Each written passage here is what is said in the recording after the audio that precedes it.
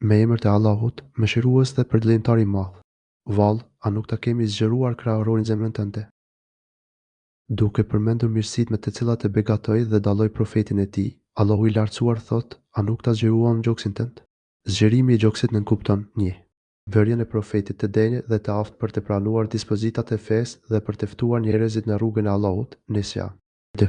Zbukurimin e shpirtit të tij me moralin më të lartë dhe me cilësitë më të vyera. 3. Aftësimin për devotshmëri për të fituar ahiretin nëpërmjet adhurimeve të mrekullueshme. 4. Lehtësimin e çdo të mire dhe aftësimin e shpirtit të profetit për t'i pranuar dhe kultivuar ato, ndryshe nga çëndull me gjokset e ngushtuara dhe të rënduara, të cilët kursesi nuk nështrohen për të vërtetën dhe të mirë.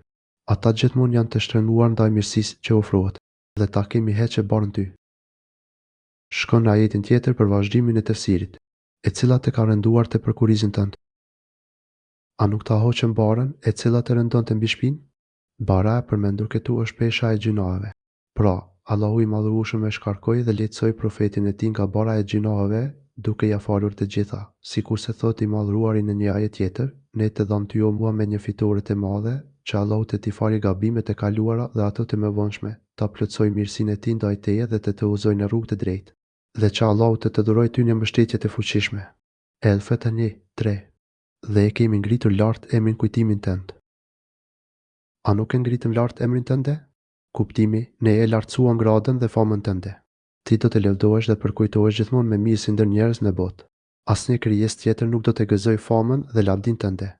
Sa herë që do të kujtohet Allahu i madhruar, së bashku me të do të kujtohet edhe profeti dhe adhuruesi i tij i sinqertë, Muhamedi as. Kur pranon Islamin, njeriu shpreh shahadetin, kur thirret ezani dhe ikameti, përmendet shahadeti, në përhutbe përmendet shahadeti e shumë raste të tjera. Do me thënë, sa herë dëshmohet që Allahu është i vetmi i adhuruar me meritë, dëshmohet gjithashtu se Muhamedi është profeti dhe adhuruesi i sinqertë i Allahut. Dashuria e umetit për profetin është një dashuri që askush nuk e ka për udhëheqësin e vet. Allahu është përbleft, e nderoft dhe e shtoft lavdinë e Muhamedit asë. Pikçuditse, me të vërtetë, me vështirësi arrihet në lehtësi. Shkon në ajetin tjetër për vazhdimin e tefsirit. Me të vërtetë, me vështirësi arrihet në lehtësi lumturi. Pa dyshim, bashkë me vështirësinë vjen lehtësimi. Vërtet, bashkë me vështirësinë vjen lehtësimi. Ky është një përgëzim i madh dhe i mrekullueshëm. Sa herë që të ekzistojnë vështirësia dhe ngushtia, së bashku me to do të vinë lehtësimi dhe zgjerimi. Edhe sikur vështirësia të struket dhe të fshihet në vrimin e ardhurës, edhe lehtësimi do të hyjë bashkë me të, për ta nxjerrë jashtë dhe për ta larguar, sikurse thuhet në një ajet tjetër, Allahu, pas vështirësisë, do të sjellë lehtësim. Apo sikurse ka thënë edhe profeti as. Me të vërtetë, çlirimi vjen së bashku me ngushtinë dhe së bashku me vështirësinë vjen lehtësimi.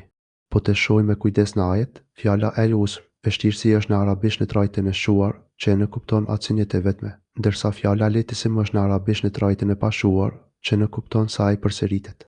Pra, për çdo vështirësi, Zoti i lartësuar sjell lehtësim pas lehtësimi. Kësaj, një vështirësi nuk mund të jetë asnjëherë më e madhe se dy lehtësime. Gjithashtu, duhet të theksojmë se fjala el-usr e shoqëruar me nyjen el, sipas rregullave të arabishtes, ajo i përfshin të gjitha llojet të vështirësive, sado të mëdha dhe të pazgjithshme të mund të duken. Kështu, sido që të jetë, në fund të fundit, vështirësia do t'i jalë vendin lehtësimit dhe çlirimit. Kjo është diçka e pashmangshme. Me pas, Allahu i madhruar uron profetin dhe popullin e tij që të tregojnë mirënjohës për mirësitë që ajo ka dhuruar. Kur ta kryesh njërën punë, filloja tjetrës me njëherë. Shkon në ajetin tjetër për vazhdimin e tefsirit, dhe vetëm te Zoti yt syno drejtohu. Pasi të kesh përfunduar preokupimet, atëherë, për hir të Zotit tënd, përpiqu me adhurime dhe vetëm ndaj Zotit tënd përkushto. Kuptimi, pasi të kesh përfunduar veprat dhe angazhimet e tua të shumta të përditshme dhe kur të mos kesh pengesë për zemrën tënde, atëherë përqëndru thellësisht në adhurim dhe në lutje drejtuar Zotit tënd. Vetëm Zotit tënd përkushtoj dhe vetëm kënaqësinë e tij syno. Ky është kusht, që adhurimet dhe lutjet e tua të pranohen nga i madhruari. Mos u bëj si ata që, kur mbarojnë angazhimet e tyre, zhyten në argëtime dhe pa kujdesi, duke u larguar nga Zoti i tyre dhe përmendja e tij. Kjo është rruga e të dështuarve dhe e humbesve. Disa janë të mendimit se ajeti kuptohet kështu, pasi të kesh mbaruar namazin tënd, përkushto dhe përqendro në lutjen drejtuar Allahut të madhruar.